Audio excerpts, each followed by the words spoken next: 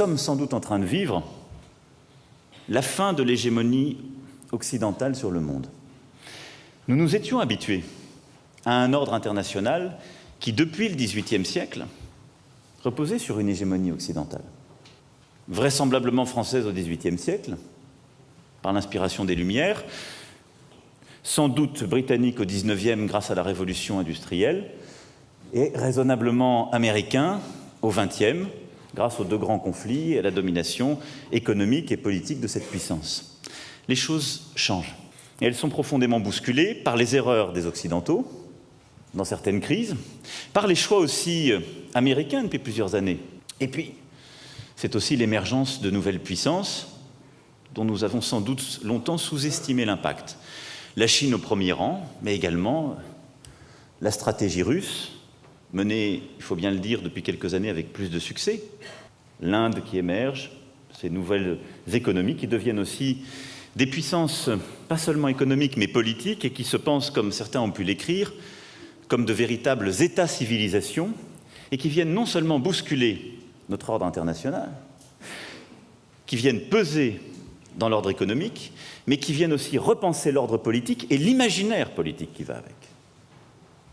Tout ça doit nous poser des questions profondes.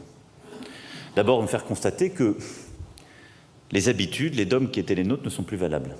Nous devons être conscientes que l'Europe n'est plus le principal interlocuteur de l'Afrique.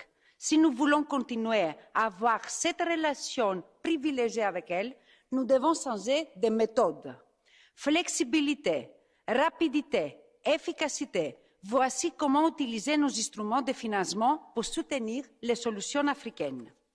Et c'est aussi à l'Afrique de formuler ces demandes, de proposer ces solutions et surtout de choisir les modèles de développement qu'elle veut pour sa population. La brutalité, la prédation, le néocolonialisme, les méthodes utilisées par certains partenaires de l'Afrique ne sont pas les nôtres. C'est clairement dit.